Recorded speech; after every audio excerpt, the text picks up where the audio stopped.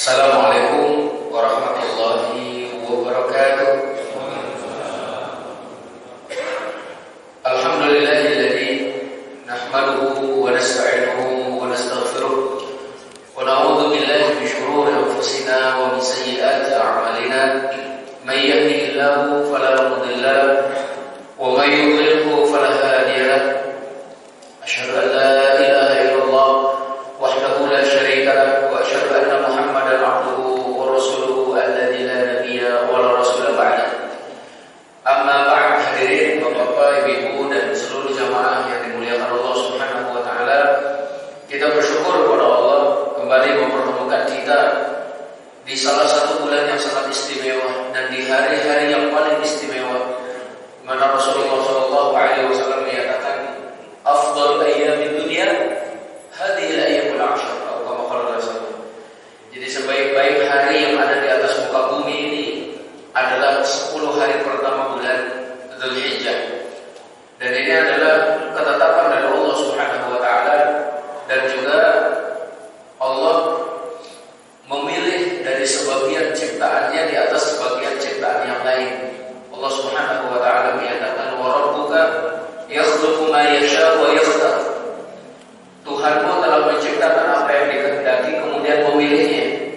Ketika Allah menciptakan langit, maka Allah memilih langit yang ketujuh sebagai langit yang paling baik, paling mulia, karena di atasnya arsy Allah. Allah menciptakan bumi, maka Allah memilih yang terbaik di atasnya adalah masjid-masjidnya. Dari seluruh masjid Allah memilih Masjidil Haram, Masjid Nabawi, dan juga Masjidil Aqsa. Kemudian Allah Subhanahu wa taala juga menciptakan manusia, maka Allah memilih yang paling mulia daripada manusia adalah para nabi dan para rasul.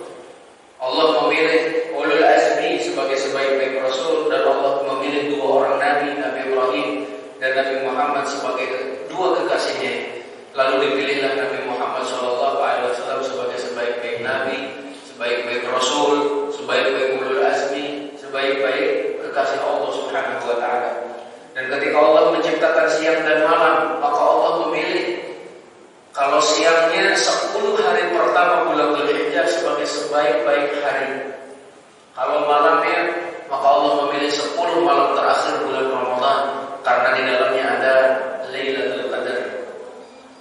Rasulullah sallallahu alaihi wasallam juga menyatakan, "Ma min ayyamin al-'amalu shalihu fihinna ahabbu ila Allah min hadhihi al-ayyam."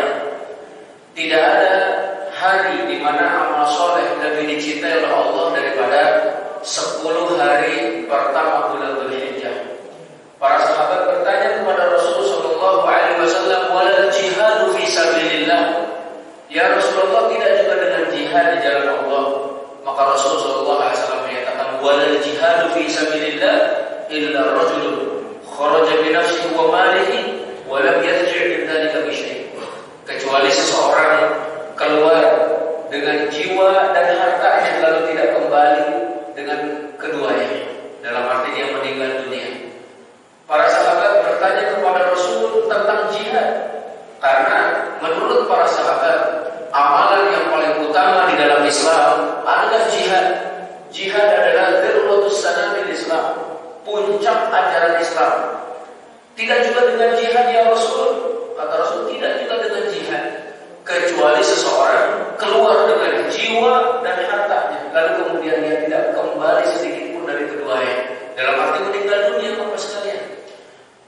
Jadi bahasa mudahnya nih Bapak sekalian, kurang lebihnya, jika ada seseorang yang berjihad pada 10 hari pertama bulan Dzulhijjah dengan hartanya, dengan jiwanya, sampai dia terluka, bahkan mungkin bisa jadi meninggalkan kecacatan pada salah satu anggota tubuhnya, namun ternyata beramal soleh di 10 hari pertama bulan Dzulhijjah masih lebih baik daripada hal tersebut.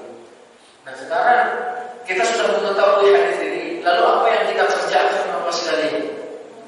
Sebagian kita dan bahkan mayoritas kaum muslimin meningkatkan amal soleh di 10 hari terakhir bulan Ramadan. Kita melihat mereka berlomba-lomba untuk berinfak, memberi makan, dalam arti memberi buka, memberi sahur, membantu orang-orang miskin, menyantuni orang-orang fakir, du'afa, dan sebagainya, menghatamkan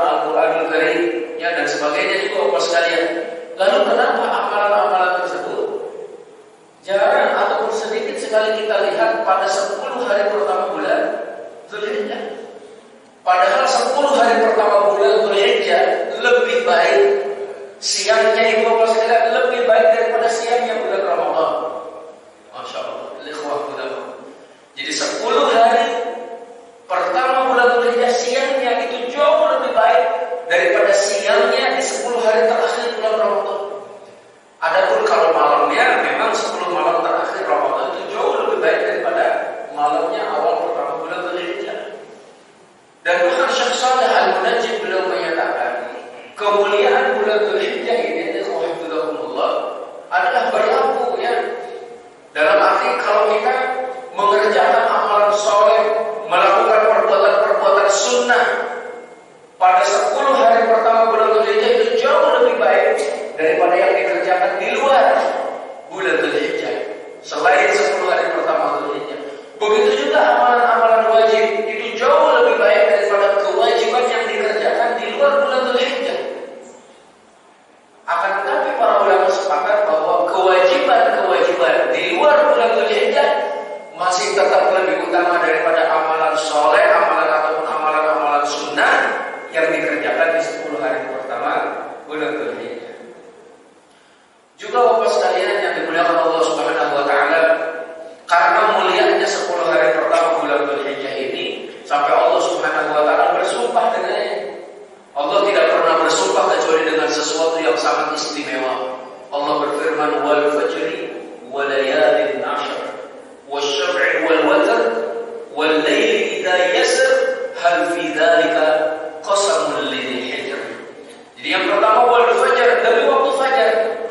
Yang kedua wal layalin 'ashr, 10 hari. Jadi kalau dalam bahasa Arab terkadang lailun diartikan hari. Kemudian juga bisa juga diartikan siang, Bapak sekalian, bisa diartikan malam. Nah, wal-lail wal-layalin 'ashr. Jadi 10 malam atau 10 hari.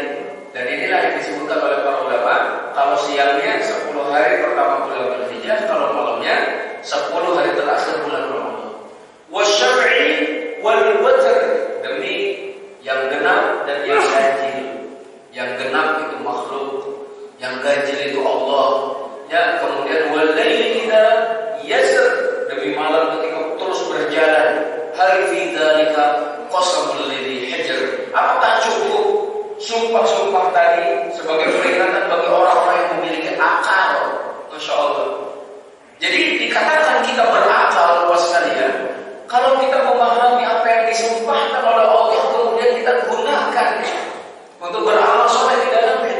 Dan banyak sekali Allah bersumpah dengan waktu, baik waktu fajarnya, waktu duhanya, waktu asarnya, waktu siang dan juga malamnya, atau bahkan dengan yang menunjukkan siang dan malam, demi matahari, demi bulan. Sekalian, ini menunjukkan bahwa modal utama kita sama, yaitu adalah waktu. Nah, kita diberi modal yang sama, 24 jam.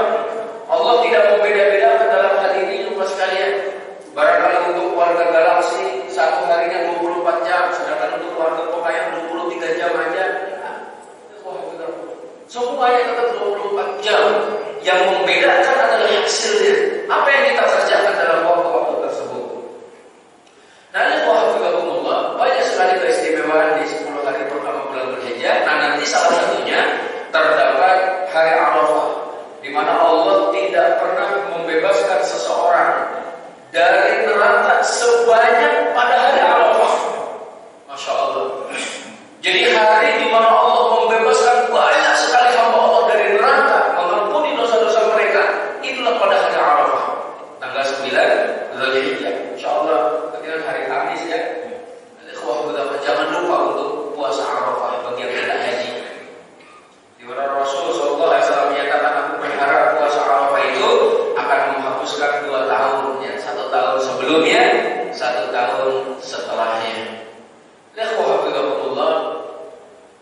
Barangkali itulah pembukaannya, mudah-mudahan dengan diingatkannya kembali terbuka keinginan kita, cita-cita kita untuk meraih yang terbaik di hadapan Allah Subhanahu wa taala. Karena saya yakin setiap orang itu memiliki cita-cita. Setiap orang memiliki target besar dalam kehidupannya. Bahkan Bapak sekalian, keinginan-keinginan yang besar ini ternyata direalisasikan oleh mereka yang memiliki perusahaan. Jadi mereka yang memiliki perusahaan punya target, ada harian, ada pekanan, ada tahunan, ada 5 tahunan, ada 10 tahunan, bahkan ada yang sampai 50 tahunan. Lalu kenapa tidak kita jadikan target tersebut untuk kita sebagai seorang muslim? Bahkan saya juga ketika ngobrol dengan pemilik bisnis, ada yang menyatakan kami punya target tiap 2 jam. Masya Allah, tiap 2 jam wajib lapor. Apa hasil yang sudah didapat dalam 2 jam tersebut? Ketat sekali orang kayak itu dalam urusan bisnis. Lalu bagaimana kalau dalam urusan akhirat? Ada sebuah hafizahullah. Apa yang kita targetkan? Apa yang sudah kita canangkan dan apa yang sudah kita cita-citakan untuk kebaikan dunia dan akhirat kita? Dan ini semuanya tentu Bapak sekalian akan bergantung kepada ilmu yang dimiliki oleh seseorang. Tanpa ilmu yang dimilikinya, maka barangkali dia akan menganggap bahwa sesuatu yang mulia itu justru adalah yang memberatkan. Padahal kalau dia mengetahui bahwa yang Allah sediakan itu adalah jauh lebih baik, maka segala hal yang dimilikinya akan terasa murah. Orang beriman itu adalah ketika berjual beli dengan Allah, mereka sadar bahwa yang akan dibeli adalah surga, dan surga itu mahal. Maka apapun yang dimiliki seorang muslim menjadi murah di hadapannya. Kalau orang-orang Arab itu memberikan nasihat, kalau kamu meminang seseorang yang kamu cintai dan dia sangat cantik jelita, berapapun mahar akan engkau bayarkan untuknya. Masya Allah. Kita ingin surga, maharnya apa? Nah, ketika Allah Subhanahu wa taala meminta untuk beriman, beramal saleh, bahkan nanti di puncaknya untuk berhijrah dan juga berjihad, maka orang beriman selalu menyatakan sami'na wa ata'na. Semua yang kami miliki ringan ataupun juga murah di hadapan apa yang kami inginkan ya Allah. Innallaha ashtara minal mu'minina anfusahum wa amwalahum bi anna lahumul jannah. Orang beriman itu dibeli oleh Allah, ya, baik jiwanya, hartanya dengan surga di sisinya. Selanjutnya juga Bapak sekalian yang dimuliakan Allah Subhanahu wa taala, berkaitan dengan ilmu yang mana nanti akan mempengaruhi cita-cita seseorang. Allah Subhanahu wa taala membagi manusia itu kepada 4 golongan. Nah, sebelum hal itu saya bacakan dulu firman Allah Subhanahu wa taala, A'udzu billahi minasyaitonir rajim. Wa dzkur ibadana Ibrahim wa Ishaq wa Ya'qub ulil aidi wal absar. Hai Muhammad, ingatlah cerita hamba-hamba kami. Siapa nih yang disebutkan oleh Allah? Allah menyebut nama. Ya, Masya Allah.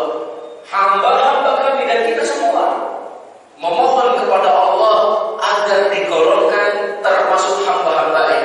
Sebagaimana kalau dalam surat Al-Fajr Allah menyatakan, ya ayyatuhan nafsul mutmainnah irji'i ila rabbiki radiyatan mardiyah fadkhuli fi ibadi wadkhuli jannati.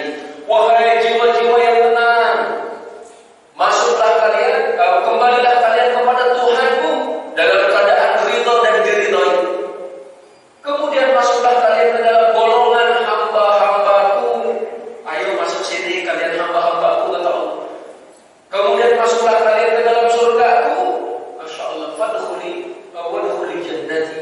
Jadi setelah masuk ke dalam golongan hamba Allah, baru kemudian masuk ke dalam surganya Allah Subhanahu wa taala. Berarti yang pertama kali harus kita lakukan menjadi hamba Allah untuk masuk ke dalam surganya. Nah, di sini Allah menyatakan, ingat olehku wahai Muhammad cerita hamba-hamba kami. Siapa itu? Yang pertama Ibrahim, bapaknya para nabi. Yang kedua Ishaq, anaknya Nabi Ibrahim. Yang ketiga Ya'qub, cucunya Nabi Ibrahim. Dan Nabi Ibrahim memang diberi gelar bapaknya para nabi karena dari keturunannya lah para nabi itu berasal. Sampai kepada Nabi Isa, sampai kepada Nabi Muhammad sallallahu alaihi wasallam, itu semua keturunan Nabi Ibrahim. Nah, kenapa ya Allah kami harus selalu mengenang Ibrahim, Ishaq, Ya'qub? Kata Allah, ulil aidi wal absar. Mereka itu memiliki 1 kekuatan, 2 ilmu.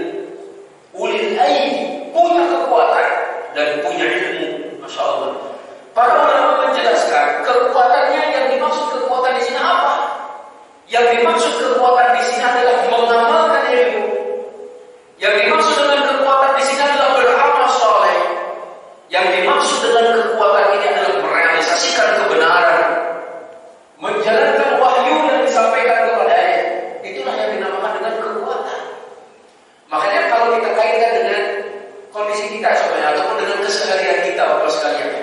Kita katakan bahwa orang yang kuat adalah mereka yang mampu melangkahkan kaki menuju masjid. Sebagai contoh ini ya Bapak sekalian. Dan ternyata kita lihat yang hadir saat ini rata-rata di atas 40. Mungkin ada yang dirahmati Allah di kota ada tidak Insya Allah. Tapi bisa dihitung oleh jari ya Bapak sekalian. Nah, anak-anak muda di luar sana itu mereka menyatakan gunung akan aku daki, lautan aku seberangi, masjid aku lewati. Lemah berarti Bapak sekalian. Masya Allah ini sudah. Karena hakikatnya kekuatan itu adalah ketika digunakan dalam ketaatan. Ya, berapa banyak orang yang rumahnya jauh tapi mereka bisa berjamaah di masjid. Dan tidak sedikit orang yang dekat rumahnya dengan masjid ternyata tidak mampu untuk berangkat ke masjid. Itu menunjukkan kelemahan. Maka di sini ulil aidi kata Allah, kekuatan untuk merealisasikan ilmu, ya, untuk menjalankan kebenaran. Kemudian yang kedua al-absar, ya, wal absar basirah. Nah, basirah di sini diartikan oleh para ulama adalah ilmu. Berarti manusia itu ada 4 kelompok. Yang pertama orang yang diberi ilmu dan diberi kekuatan untuk beramal. Masya Allah. Mereka tahu keutamaan tilawatul Quran, per hurufnya mendapatkan 10 kebaikan. Bahkan kalau dikerjakan di 10 hari pertama bulan Dzulhijjah lebih berlipat ganda lagi pahalanya. Ya, lalu kemudian mereka mengamalkannya. Jadi punya ilmu, diamalkan. Kita tahu keutamaan qiyamul lail, lalu kemudian kita qiyamul lail, bagi punya ilmu dan diamalkan. Kita tahu keutamaan sholat berjamaah di masjid, lalu kita datangi masjid untuk sholat berjamaah, berarti kita punya ilmu dan kita pun beramal, Bapak sekalian. Itu yang pertama ya, yang paling utama adalah mereka yang punya ilmu dan mereka yang beramal. Yang kedua, kalau manusia ada Allah punya ilmu namun belum mampu untuk beramal. Ya, mereka punya ilmu ya tapi belum mampu untuk beramal. Dan kalau memang dia meninggalkan amal itu kan buruk ya, seperti orang Yahudi. Punya ilmu namun tidak beramal, tapi ada sebagian dari manusia itu punya ilmu namun belum mampu. Sebagai contoh, bagaimana manasik haji dia sudah paham, dia sudah tahu, dia sudah mengerti kewajibannya dan sebagainya, namun belum mampu. Bapak sekalian, mengetahui keistimewaan umroh dan sebagainya, namun karena dia belum mampu, akhirnya belum mengerjakan. Dia sudah mengetahui keistimewaan akikah untuk anaknya di hari yang ke-7 dari kelahirannya, tapi karena belum mampu dia belum mengerjakan. Bukan karena tidak mau, Bapak sekalian. Tentu sekali lagi berbeda dengan orang yang punya ilmu lalu tidak diamalkan.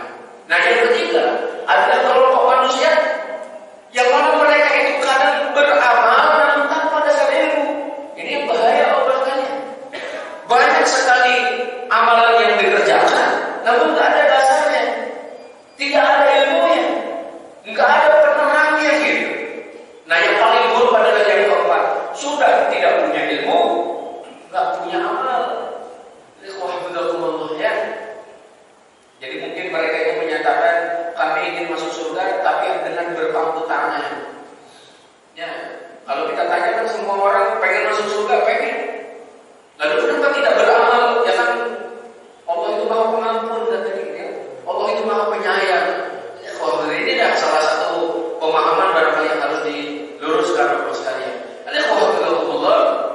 Yang selanjutnya, bahwa cita-cita itu Bapak sekalian letaknya di dalam hati. Cita-cita bukan di tulisan. Walaupun memang terkadang kita perlu untuk menulis, tapi awalnya adalah dalam hati. Bapak-bapak punya cita-cita apa? Ya, itu menjadi target utama. Kemudian ditulis, silahkan ditulis. Tapi ingat hakikat awalnya adalah apa yang ada dalam hati. Karena percuma ditulis kalau itu bukan dari hati.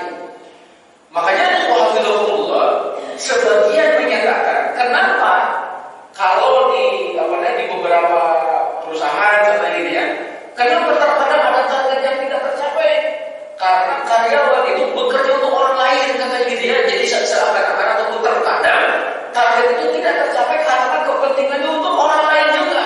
Nah,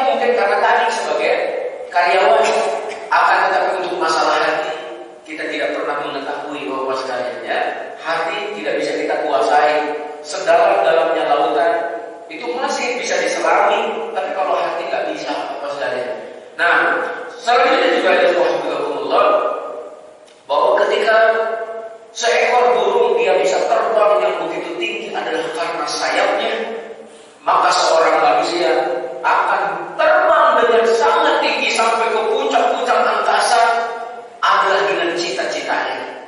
Ada di antara manusia yang memiliki cita-cita sampai rembulan contohnya, ataupun kalau dahulu Bung Karno mengatakan gantungkan cita-citamu sampai setinggi langit katanya. Masya Allah.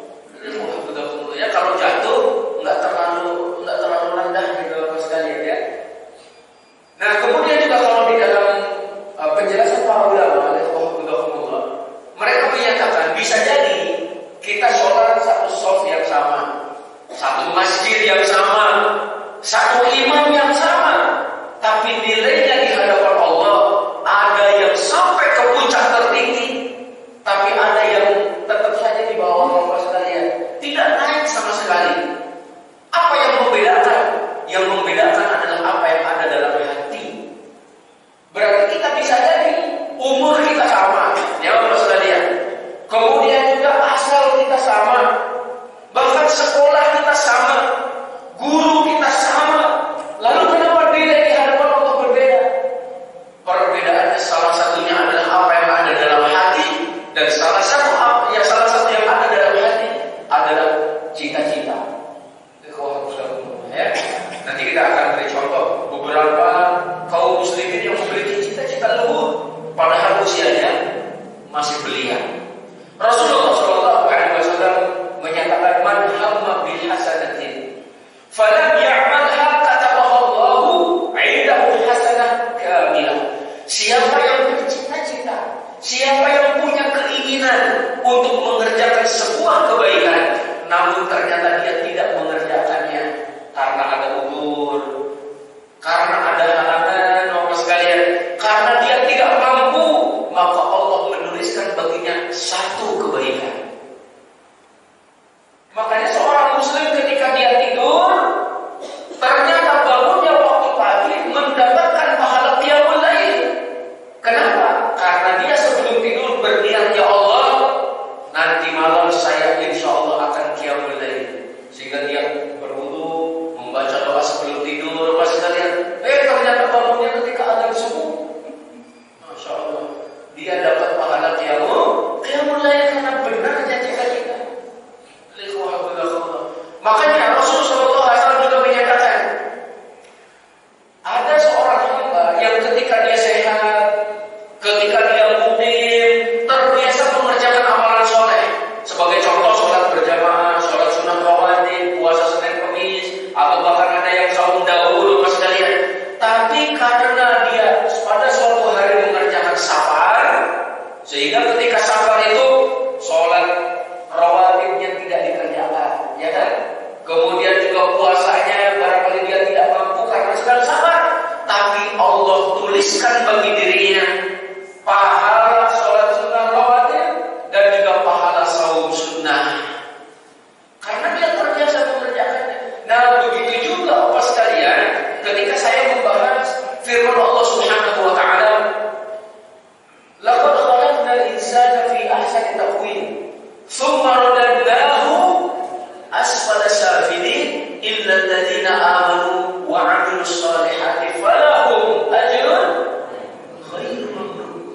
Kami telah menciptakan manusia dalam bentuk yang sebaik-baiknya, lalu kami kembalikan dia ke tempat yang paling rendah.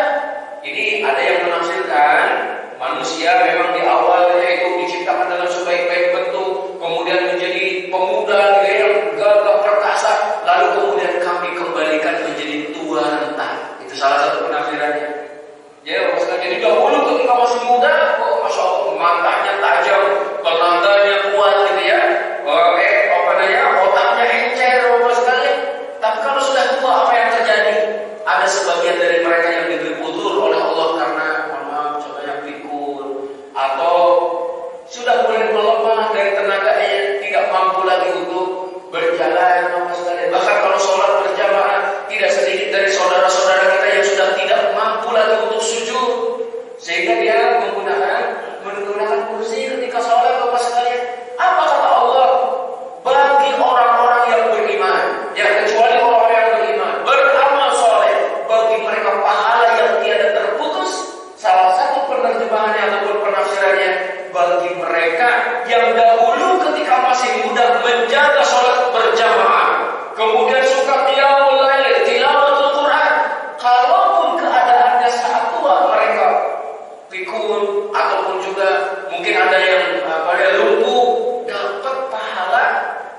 ibadah yang mereka biasa lakukan ketika masa mudanya.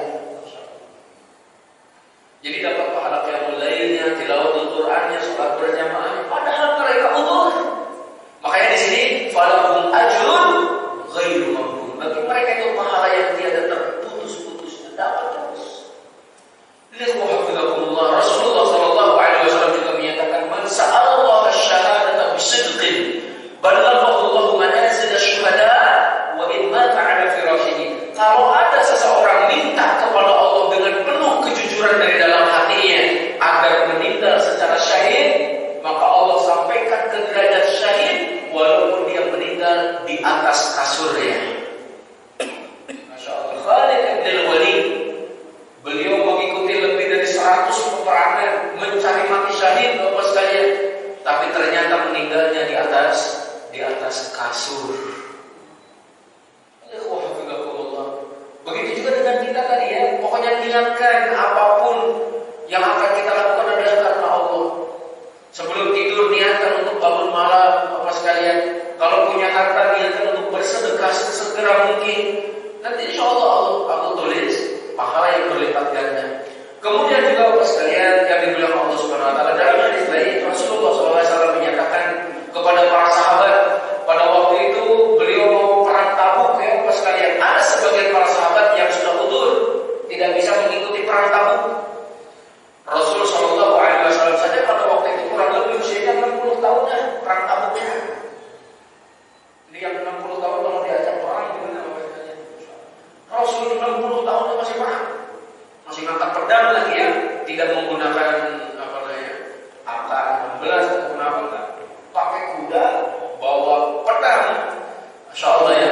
Nah di sini Rasul Shallallahu Alaihi Wasallam ketika akan perang Tabuk dan ada sebagian sahabat yang udzur, Rasul menyatakan, Inna bil Madinati la rijalan ma sirtum masira wa la qata'tum wadiyan illa kanu ma'akum habasahumul udzur. Ini kata Rasul. Sesungguhnya ada teman-teman kalian saat ini mereka duduk di Madinah. Namun ketika kalian berjalan, ketika kalian melewati sebuah lembah, pahalanya sama seperti kalian. Masya Allah, sama dengan orang yang berjihad. Lalu para sahabat, mungkin mereka terheran-heran, kok bisa ya Rasulullah? Mereka diam di Madinah dan ikut berjihad, tapi pahalanya sama. Ya kata Rasul, habasahumul udzur. Mereka itu tertahan karena udzur. Sebenarnya mereka ingin ikut, sebenarnya mereka itu ingin gitu untuk berjihad bersama, tapi karena udzur mereka tidak bersama kita, tapi pahalanya sama dengan kita. Masya Allah. Lihatlah yang selanjutnya juga Rasulullah Shallallahu Alaihi Wasallam menyatakan, "Mamin imri'in takunu lahu shalatun bil lail." Tidak ada seorang manusia yang terbiasa mengerjakan qiyamul lail, fadhalahu 'alaiha naum, namun ternyata ketiduran. Illa kutiba lahu ajru sholatihi, kecuali Allah menuliskan pahala sholat baginya. Wa kana naumuhu shadaqatun alaihi, dan tidurnya tersebut dihitung sedekah. Tuh Masya Allah, tidur aja dihitung sedekah. Yang penting niatnya dibenerin Bapak sekalian. Kalau tidur hanya sekedar tidur, apalagi memperbanyak tidur, berarti yang kurang baik. Lagi pengajian tidur dengan niat sedekah, gak bisa Bapak sekalian.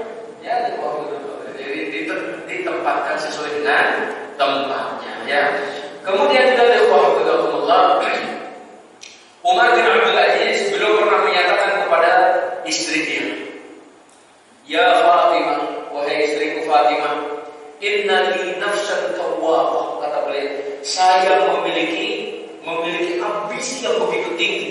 Saya memiliki jiwa yang selalu berharap sesuatu yang istimewa di hadapan Allah Subhanahu wa taala. Mana syai'an illa istahat ma huwa khairun minhu. Jiwaku ini kalau sudah mendapatkan apa yang diinginkan, pasti menginginkan sesuatu yang lebih baik lagi. Kemudian beliau melanjutkan, istahaitul imarah. Dahulu saya menginginkan menjadi pemimpin, menjadi gubernur, ternyata saya mendapatkannya. Lalu ketika saya mendapatkan tersebut, ya,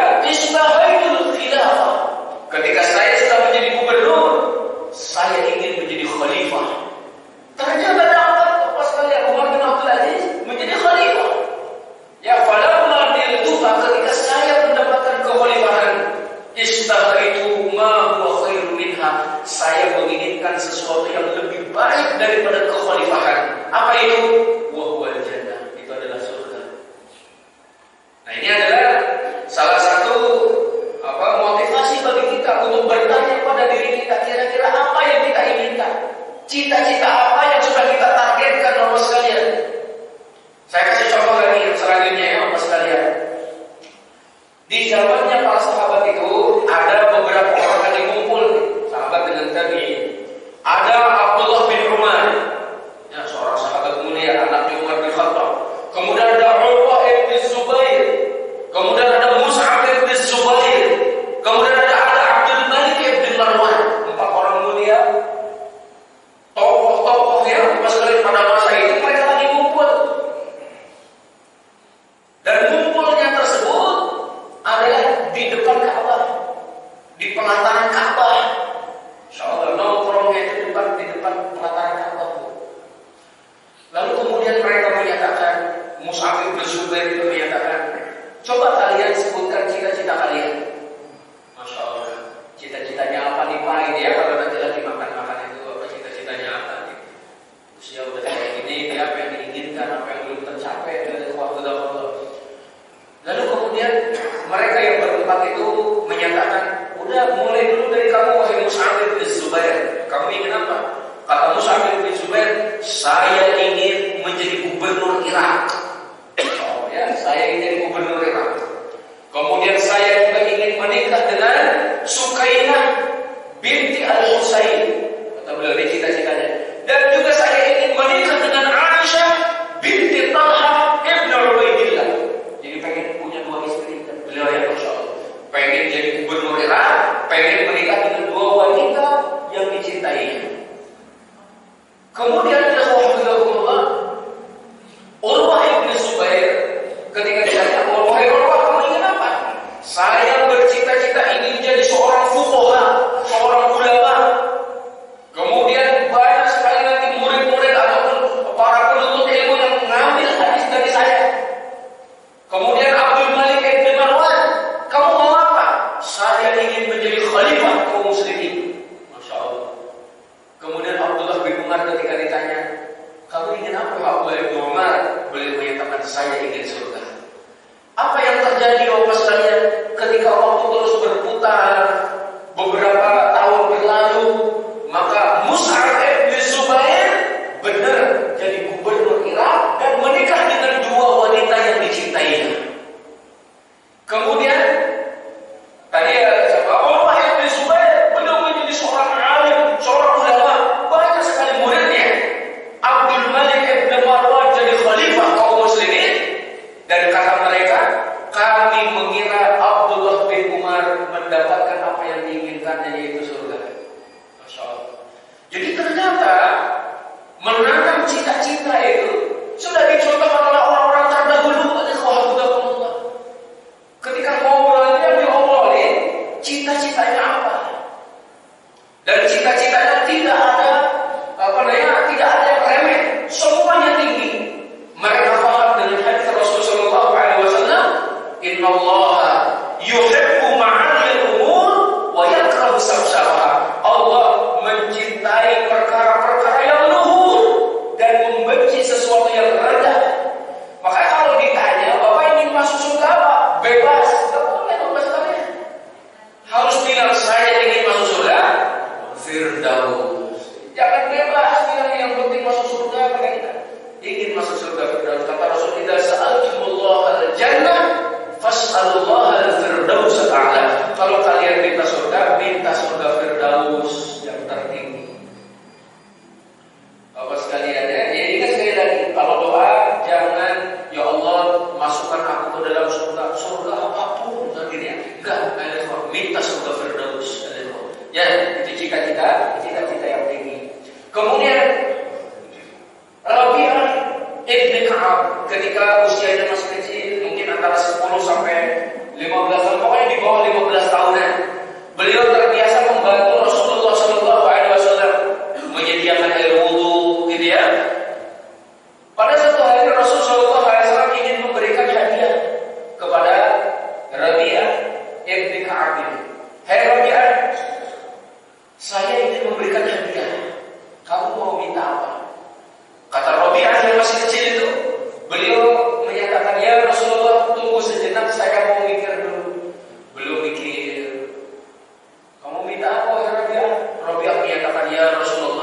saya minta agar Allah menjadikanku temanmu di dalam surga. Anak kecil 10 tahunan, 10, 11, 12 ini, pokoknya di bawah 15 tahun, minta surga Allah sekalian bersama Rasul sallallahu alaihi wasallam.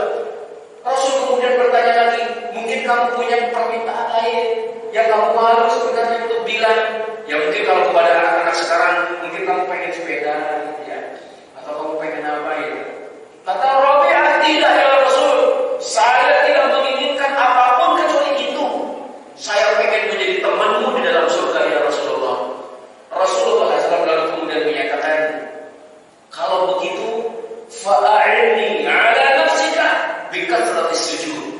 Kalau memang itu cita-citamu dan keinginanmu, bantu aku untuk merealisasikannya dengan kamu memperbanyak sujud. Semenjak itu Rabi'ah yang masih kecil rajin sholatnya Allah sekalian. Sering sekali terlihat dalam keadaan ruku dan dalam keadaan sujud. Anak kecil cita-citanya surga. Berbeda halnya dengan seorang anak baru ketika Rasulullah sallallahu alaihi wasallam mengadakan safar lalu mampir di rumah seorang Arab Badui, dijamu oleh orang Arab Badui ini ya, diberikan makan, dijamu. Rasul kemudian memakan jamuannya sampai Rasul menyatakan, wahai fulan, nanti kalau kamu ke Madinah mampir ke rumah. Oh iya, dia kata orang Arab Badui. Rasul pulang ke Madinah, tidak berselang lama orang Arab Badui ini datang ke Madinah. Lalu kemudian datang kepada Rasul sallallahu alaihi wasallam, dijamu oleh Rasul sallallahu alaihi wasallam, diberi makanan ya. Lalu kemudian Rasul ngajak bicara, wahai fulan, kamu mau minta apa? Masya Allah. Kesempatan nih Rasul bilang seperti ini. Apa kata orang Arab Badui ini? Saya pengen unta ya Rasul. Kata Rasul, kasih unta. Terus kamu pengen apa lagi? Saya pengen perbekalan di atas unta itu ya Rasul, gitu ya. Oh kasih. Terus pengen apa lagi? Saya pengen anjing ya Rasul untuk menjaga hewan ternakku nanti. Oh gitu ya, cari kasih, gitu ya, Masya Allah. Kemudian Rasulullah SAW mengingatkan, hei fulan, kenapa kamu ini lemah? Ya, lebih lemah daripada seorang wanita dari Bani Israel. Para sahabat bertanya, ya Rasulullah, siapa itu wanita Bani Israel?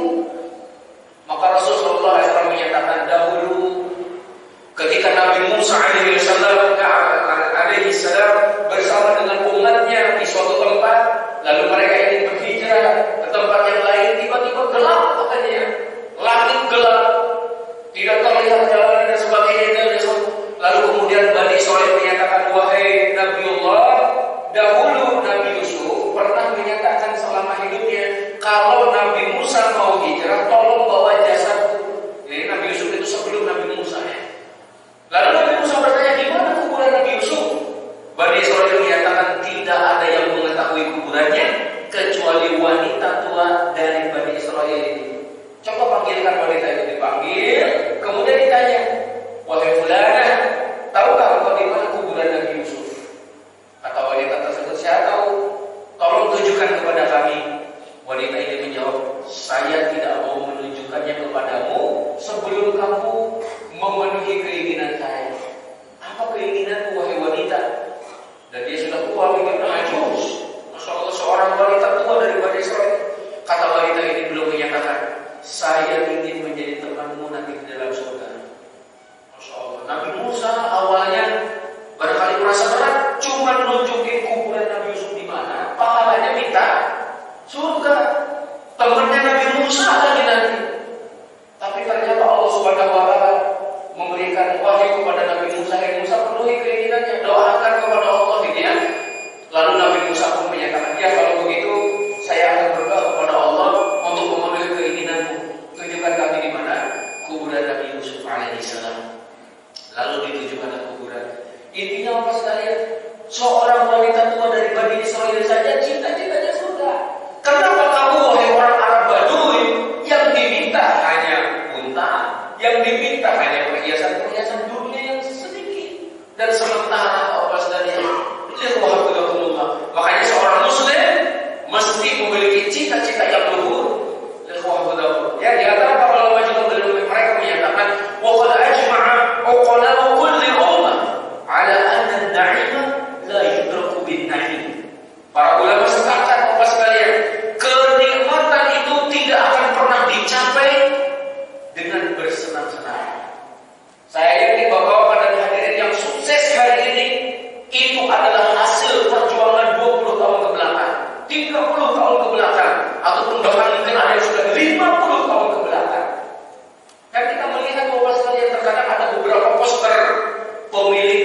perusahaan, orangnya sudah tua, maksudnya berarti kan perjuangannya dari masa muda aja subhanallah. Ya, apa yang kita dapatkan hari ini adalah hasil perjuangan 5, 10, 15, 20, 30 tahun ke belakang. Kalau hari ini barangkali kita belum mendapatkan sesuatu yang istimewa, mungkin sebelum-sebelumnya kita nggak pernah berjuang. Maka tadi kita kembalikan ke awal pembicaraannya, bisa jadi umur kita sama, lalu kenapa nilainya berbeda? Salah satu penentunya adalah apa yang kita kerjakan 50, 40, 30 tahun ke belakang. Begitu juga nih, apa yang kita inginkan beberapa tahun ke depan, ataupun apa yang kita inginkan nanti di akhirat. Maka salah satu yang menjadi barometernya adalah apa yang kita kerjakan hari ini. Ya, jangan berharap kesuksesan tanpa adanya perjuangan. Itu kata para ulama. Kemudian juga kalau dalam masalah ilmu, Yahya bin Abi Katsir beliau pernah menyatakan, la yunalul ilmu bi rahatil badan. Ilmu ini tidak akan didapatkan dengan banyak beristirahat. Bahkan ada juga yang menyatakan kalau kita berikan semua yang kita miliki untuk mendapatkan ilmu, ilmu yang akan kita dapat hanya sebagian. Lalu bagaimana kalau yang kita berikan hanya sebagian? Tentu yang akan kita dapatkan lebih sedikit lagi. Nah sekarang tiba saatnya saya kasih contoh beberapa orang nih. Abu Bakar As-Siddiq, beliau pernah menyatakannya, wallahi ma nimtu fa halimtu. Kata beliau, demi Allah, semenjak aku diangkat menjadi khalifah, aku nggak pernah tidur sampai mimpi. Bisa dibayangin, aku nggak pernah tidur sampai mimpi. Dan ketika aku memiliki sebuah keinginan ataupun cita-cita, aku nggak pernah lupa. Ya, dan ketika saya sudah berada di sebuah keputusan, saya tidak pernah berbelok arah. Insya Allah. Makanya Abu Bakar ini ketika menyatakan saya akan perangi manusia yang memisahkan antara sholat dengan zakat, Umar bin Khattab membisikkan, apakah kau akan memerangi seseorang yang masih mengucapkan la ilaha illallah? Kata Abu Bakar As-Siddiq, saya akan memerangi mereka yang memisahkan antara sholat dengan zakat. Usama bin Zaid diberangkatkan oleh Abu Bakar As-Siddiq, padahal pada waktu itu kondisi sedang genting sekalian. Masyarakat Madinah khawatir akan diserang oleh musuhnya. Abu Bakar As-Siddiq menyatakan, kalaupun Madinah gitu ya, akan diserang oleh serigala-serigala, saya tidak akan menghentikan ini ya, perjuangan ataupun juga usaha yang bisa untuk berperang. Masyaallah. Jadi kalau beliau sudah mengadakan memutuskan sebuah kebijakan, beliau tidak pernah bergeser darinya. Nah, begitu juga dengan kita nih. Kalau kita punya target, pokoknya contohnya saya harus memberi makan orang miskin dalam 1 bulan 100 orang, jangan dirubah, Bapak sekalian. Udahlah jadi 20 orang aja, enggak 100 orang. Gimana caranya? Kerja, Bapak sekalian ya. Kemudian juga beliau juga ada ada cerita Abdul Malik Umar bin Abdul Aziz. Ya. Umar bin Abdul Aziz diceritakan oleh istrinya, dan ini nampaknya berat ya Bapak sekalian, berat sekali. Istrinya menyatakan, saya tidak tahu, wallah alam sekalian, ini saya dapatkan dari buku ini, Ulul Himmah Bapak sekalian. Kata istrinya, saya tidak pernah tahu Umar bin Abdul Aziz itu mandi janabah semenjak beliau menjadi pemimpin kaum muslimin. 2 tahun beliau menjadi khalifah. Kata istrinya, saya nggak tahu bahwa Umar bin Abdul Aziz itu mandi janabah semenjak menjadi Bapak-bapak 2 tahun Bapak sekalian. Karena apa? Beliau sibuk ngurus kaum muslimin. Cita-citanya luhur gitu ya. Dan sekali lagi ketika saya sampaikan ini ke beberapa jamaah itu, ada yang langsung bilang, kok kuat Ustaz? Makanya berat. Ya berat. Kemudian juga Imam Ahmad ketika ditanya, maka yajidul abdu ta'mar rahat, kapan seorang hamba merasakan istirahat? Kapan seorang hamba istirahat? Kata Imam Ahmad, inda awwalil qadamin fil jannah. Kalau dia sudah masuk surga, baru istirahat.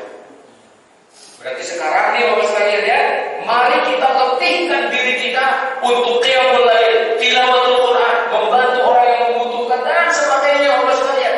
in kanatin nafsu kibar, kalau jiwa ini besar, ta'ibat fi buradihal al-samu, maka pasti jasad ini lelah ya untuk mengikuti keinginan jiwa tadi yang begitu besar. Jazakumullah khairan sekalian. Sebenarnya masih banyak, tapi karena sudah dibatasi waktu, sudah jam 6 pas. Kalau di saya jam 6 pas, mungkin kalau di sana itu jam khotib Jumatnya, Masya Allah. Silakan kalau ada yang mau ditanyakan atau yang kurang jelas atau ada yang sharing gitu ya.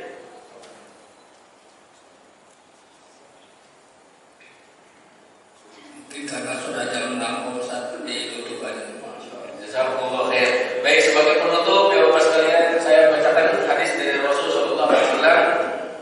Beliau menyatakan, laisa yatahassaru ahlul jannati ala syai'in illa ala sa'atin marrat bihim lam yadhkurullah azza wa jalla fiha. Tidak ada ya ahli surga itu menyesal kecuali terhadap sesaat yang mereka lalui pada waktu di dunia tidak diisi untuk berzikir. Jadi ternyata penghuni surga itu menyesal kenapa ada sesaat yang tidak diisi dengan berzikir kepada Allah Subhanahu wa taala. Dan Rasulullah sallallahu alaihi wasallam yang di usianya dari usia 40 tahun sampai usia 63 tahun itu beliau berperang sebanyak 27 kali ya, langsung itu belum memimpin peperangan. Masya Allah.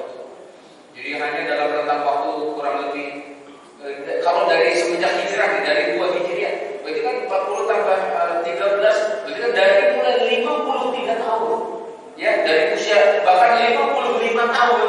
Dari usia 55 tahun sampai 63 tahun. Berarti kurang lebih 10 tahun ya. Dalam 10 tahun beliau memimpin 27 peperangan. Masya Allah. Itu adalah motivasi bagi kita. Jangan merasa rendah, jangan merasa hina, jangan merasa aku nggak mampu gitu. Saya sendiri merasa malu kepada bapak-bapak yang usianya Masya Allah, ada Ustaz Arif itu, semua yang ada di sini, Masya Allah, Firman dan sebagainya, Masya Allah.